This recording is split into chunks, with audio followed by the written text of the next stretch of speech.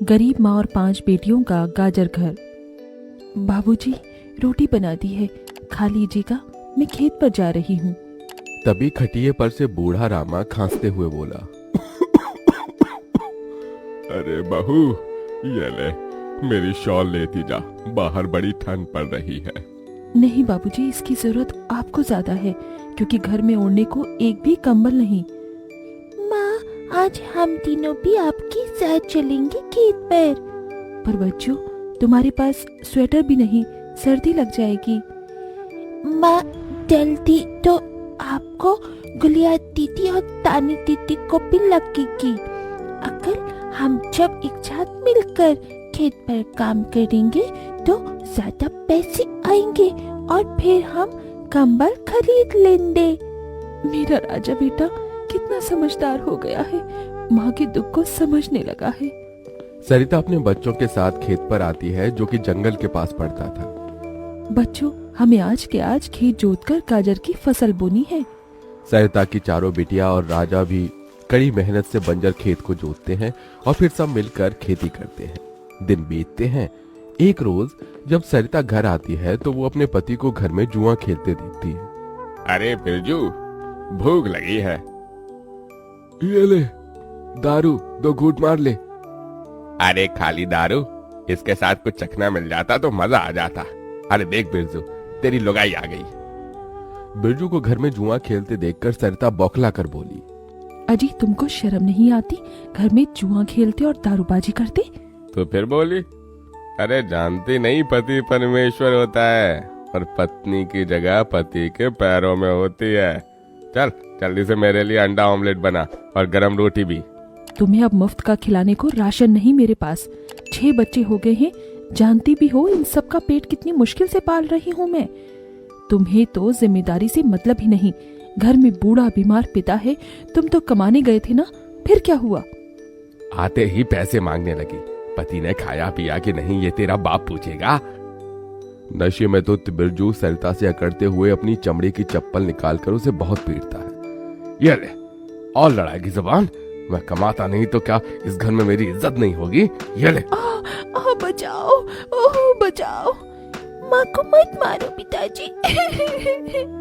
तभी लड़खड़ाते हुए बिछौने से उठकर बूढ़ा रामा कहता है, अरे निकम्मे, छोड़ दे बहू को, निकल जा इस घर से तू, और फिर कभी शक्ल मत दिखाना। अरे ये मेरा घर है, मैंने बनाया है इसे।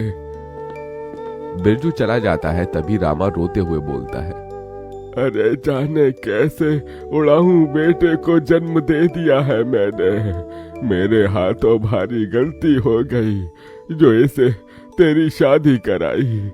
बहू, माफ कर दे मुझे। पर उस 5 बेटियों की गरीब माँ का दुख इतना ही नहीं था कि एकदम से जोरदार तूफान उठा और झोपड़ी की छत हवा के झोंके से उखड़ कर गिर गई। हे भगवान, इतना भयंकर तूफान! तानी, गुड़िया, अंजू, तुम तीनों सोनी, राजा और मुनिया को लेके बाहर निकलो, मैं दादाजी को लेकर आती हूँ। उठिए बाबूजी।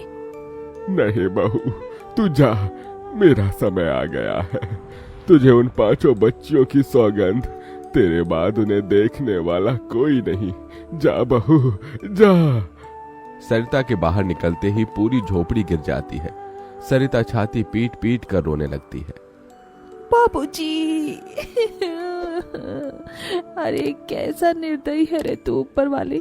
क्या मिला आखिर, क्या मिला तुझे मेरा घर उजाड़ कर? तू खुद तो अपने घर में सो रहा है और मेरी 5 बेटियों को बेघर कर दिया। जवाब दे, तू बोलता क्यों नहीं?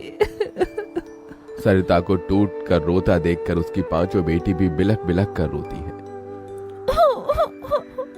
चुप हो जाओ माँ, रो मत। माँ, मुझे जल्दी ठंड लगती है। हे भगवान, इतनी बर्फ गिर रही है, मुझे इस ठंड से अपने बच्चों को बचाना होगा। सरिता सबका दरवाजा खटखटाती है, मगर कोई भी मुसीबत में उसकी मदद नहीं करता। हार कर वो अपने जंगल वाले गाजर के खेत में आ जाती है और सब रात भर ठंड से कांपते ठिठुरते हुए बीतती है। माँ, बहुत भूख लगी है। हाँ माँ, मुझे भी भूख लगी है। तभी सरिता की सबसे बड़ी बेटी तानी खेत में देखती है जहाँ लाल लाल गाजर उगे थे। देखो हमारे खेत में तो गाजर तैयार हो गए हैं। फिर तानी अपने सभी भाई बहनों को गाजर तोड़ कर देती है। ये लो मेरी बहनों, गाजर खा लो। अपनी बेटियों को ठंड में ऐसे देख उस गरीब माँ का मन अपार दुख से भर जाता है। अपनी इस गरीब लाचार माँ को माफ कर देना बच्चों, तुम्हें ये ठंड भोगना पड़ रहा है। तभी एकदम से दिन का माहौल रात सा हो जाता है और तेजी से बर्फ गिरने लगती है। बाप रे बाप, एकदम से इतनी ठंड, ऐसे तो बिना घर के हम बच नहीं पाएंगे। तभी सरिता अपना आंचल उन पर उड़ाती है, मगर बच्चे थरथरा उठते हैं कि एकदम से गुड़िया कहती है, माँ, तानी दीदी, हम अपना घर बना सकते हैं। मगर कैसे बिटिया, हमारे पास पैसे भी तो नहीं। माँ देखो, हमारे खेत में कितने सारे गाजर उगे हैं, हम इसी से अपना घर तैयार करेंगे, पर हम सबको साथ मिलकर मदद करनी होगी। राजा बेटा, जब तक कि हम गाजर घर तैयार नहीं कर लेते, तुझे अपनी छोटी बहनों का ख्याल रखना होगा। रखेगा ना? हाँ माँ, रखूंगा। सरिता आग जलाकर अपने दोनों सबसे छोटे बच्चों को उसके पास बिठा देती है और खुद अपनी चारों बेटियों के साथ उस भयंकर ठंड में गाजर घर बनाने लगती है। अंजू, सोनी, गुड़िया, तुम दोनों मुझे और तानी दीदी को गाजर तोड़ तोड़ कर दो, हम घर बनाते हैं। ठीक है माँ। गरीब माँ बेटियां मिलकर गाजर घर बनाती हैं, मगर घर एकदम से ढह जाता है, जिससे सरिता दुखी हो जाती है। कितनी मेहनत से ये गाजर घर बनाया था हमने, मगर सारी मेहनत बेकार चली गई। तभी चारों बेटियां रोते हुए गाकर अपनी माँ को हिम्मत देती है। जिंदगी की यही रीत है, हार के बाद ही जीत है, थोड़ी आंसू है थोड़ी हंसी, आज गम है तो कल है खुशी, जिंदगी की यही रीत है, हार के बाद ही जीत है। मेरी बच्चियों। रोते हुए सरिता अपनी बेटी को गले से लगा लेती है। वो फिर कोशिश करते हैं, कई बार उनका गाजर घर बिगड़ता है। तभी गुड़िया कहती है, माँ, अगर हम अपना गाजर घर मजबूत बनाने के लिए पहले लकड़ी फट्टे से ढांचा बना लें, तो फिर हमारा गाजर घर नहीं गिरेगा। सब ऐसा ही करते हैं, जिससे उस बार उनका गाजर का घर मजबूत बन जाता है। सरिता अपनी पांचों बेटियों और बेटे के साथ घर के अंदर आती है। तब जाकर उनके शरीर को गर्माहट महसूस होती है। अरे वाह माँ, दीदी, आप सबने कितना सुंदर गाजर घर बनाया है, और ये कितना गुलाम भी है। तभी सरिता अपने बेटे बेटियों का मुंह देखती है। सबकी आंखों में भूख थी। मैं जानती हूँ तुम सबको भूख लगी है ना, अपनी माँ को एक दिन दे दो, मैं कल काम ढूंढ लूंगी। ठीक है, आज हम ये गाजर खाकर सो लेंगे। आप भी खा लो ना माँ, आपने 2 दिन से कुछ नहीं खाया। सोनी अपने नन्हे हाथों से अपनी गरीब माँ को गाजर खिलाती है। अगले दिन सरिता ठंड में इधर से उधर काम ढूंढने भटकती रहती है, मगर कोई उसे काम नहीं देता। इधर अब उसके खेत के गाजर भी खत्म हो गए थे, जिससे उसकी बेटियां भूखी थी और उसकी दुधमुही बेटी भूख से रोई जा रही थी। माँ, मुन्ना को भूख लगी है, उसे खाना चाहिए।